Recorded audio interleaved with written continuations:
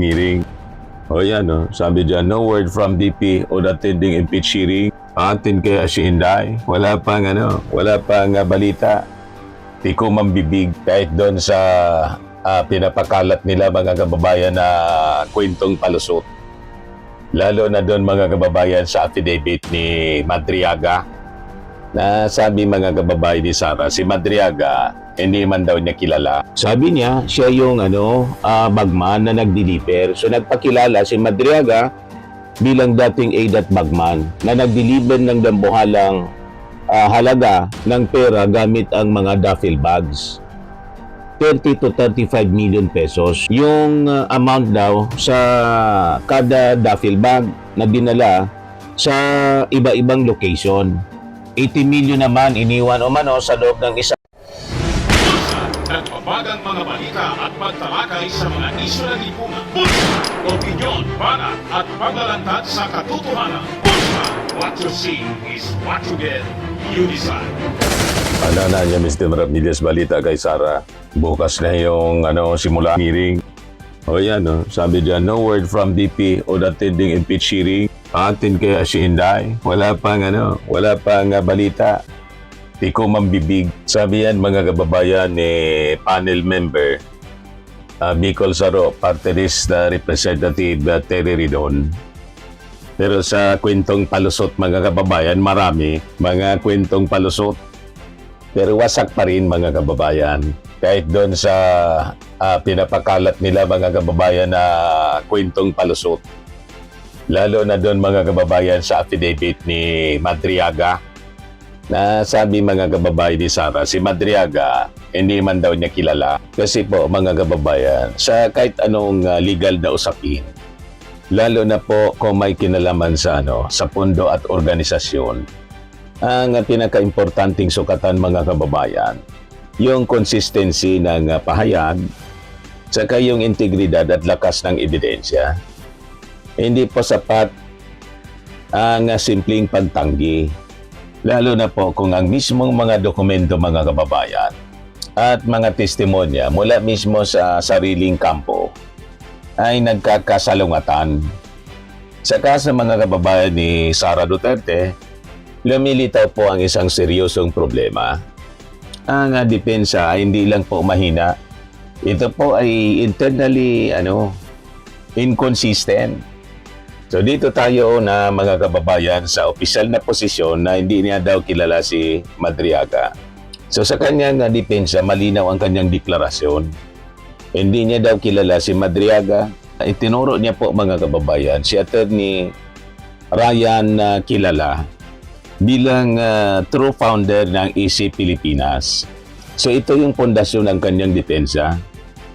Distansya, disassociation, and deniability. Ngayon, ang lumabas na kontradiksyon, dito naging critical mga kababayan ang pagsusori sa iba pang mga affidavit at testimony. May pag-amin po mga kababayan, si Attorney Kilala na kilala niya si Madriaga. So ang ibig sabihin nito mga kababayan, hindi isolated yung mga tao sa loob ng organisasyon. May direktang line of interaction. May operational awareness. Ngayon doon tayo mga kababayan sa testimony ni Madriaga na sinasabi niya may delivery ng pera. Ayon kay Madriaga, siya mismo yung nag-deliver ng pera kay Kilala. Now, ito mga kababayan ay mahalaga dahil hindi po siya abstract na koneksyon. Ito po ay isang aktual na transaksyon. May physical and financial interaction. So dito po papasok yung money trail. So bakit po ito mga kababayan mahalaga? Sa ganito kasing mga kaso, yung daloy ng pera o money trail, ang isa po sa pinakang matibay na ebidensya. Kapag may nagbigay ng pera, tumanggap ng pera, may ugnayan yung dalawang partido. Hindi nito simpleng hindi ko kilala. So nagiging tanong na ito ng kung sino ang may kontrol, sino ang may kaalaman, at sino ang may pananagutan. Ngayon, sa logical analysis, kung saan bumabagsak ang depensa. Samahin natin mga kababayan yung facts. Una, itinanggi ni Sara na kilala niya si Madriaga. Then inamin naman ni Kilala na kilala niya si Madriaga. Then may delivery ng pera mula kay Kilala mula kay Madriaga papunta kay Kilala. Ngayon, nilagay natin sa konteksto ang organisasyon o ng isang organisasyon, sa konteksto ng isang organisasyon. Ang isang founder, mga kababayan, ay hindi iwalay sa operational actors. Ang may hawak ng organisasyon ay siyempre inaasahan na may awareness sa key transactions. Then ang daloy ng pera ay hindi po nangyayari sa vacuum.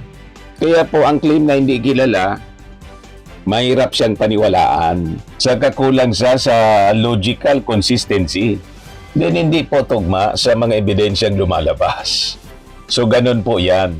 So kung ipagpipilitan ang depensa mga kababayan, may dalawang possibility o dalawang logical na senaryo. Option A, mga kababayan, walang kaalaman or incompetence. Hindi alam ni Sara yung galaw sa loob ng organisasyon. Meaning, ob talaga siya. Ang problema mga kababayan, hindi siya katanggap sa isang high-level official. Then option B, may kaalaman pero itinatanggi o kaya deliberate denial.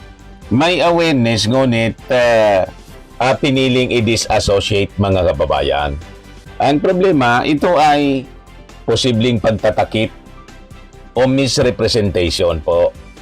Ngayon, bakit mahalaga ang consistency ng depensa mga kababayan? Kasi sinumpang salaysay siya, ginagamit sa legal na proseso. Kaya dapat po, base sa buong katotohanan, ganun po yun.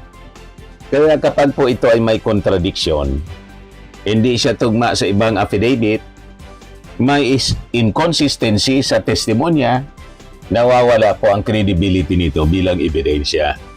Ngayon, ang malaking implikasyon, hindi lang po ito tungkol sa isang pangalan o isang tao.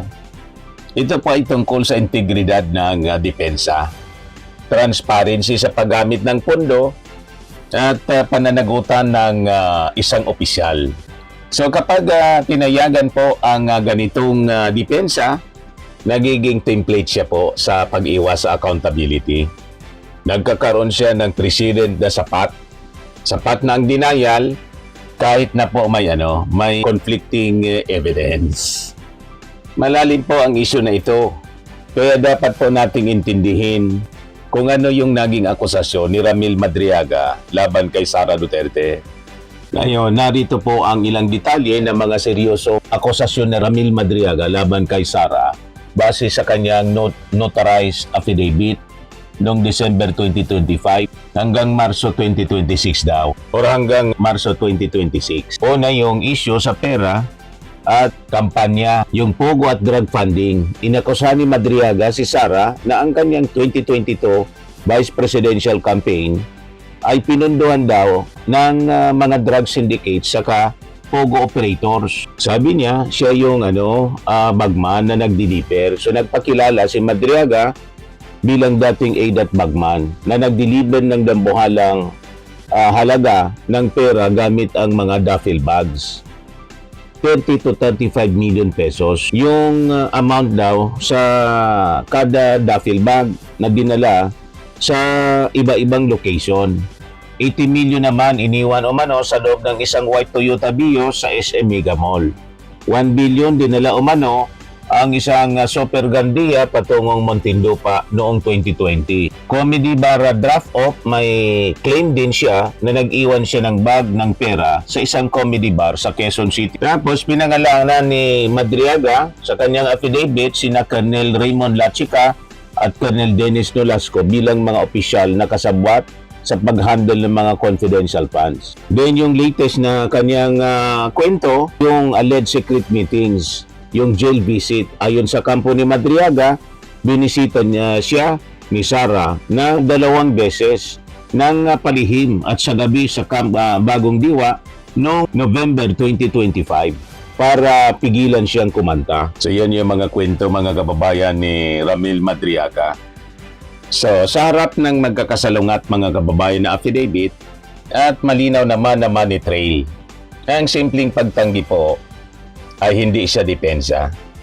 Ito po ay isang tanong na mas lalong nangangailangan ng sagot mula kay Sara Duterte.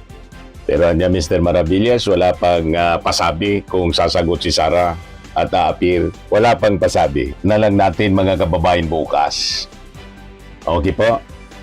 Ako po si Dante Maravillas. Bye-bye. God bless. Swimming and lifting cream, pinapahid po sa mga pulses in affected area. Mainam po sa paninigas ng mga kaso-kasuan.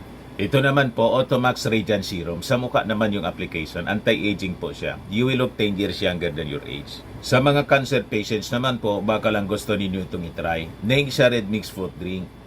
Hindi mo po siya gamot, food supplement siya. Kaya lang, gawa siya mga kababayan sa goji berry. Yung goji berry, may anti-cancer properties. O ngayon, yung mga inquiries ninyo, dumiritso na lang kayo sa aming messenger sa Facebook para masagot namin agad. Ayos pa? Ayos na ayos niya, Mr. Maravilla. Sa mga naghanap po ng malinis and spacious fitness gym, pumunta lang po kayo sa aming Colossal Fitness Gym.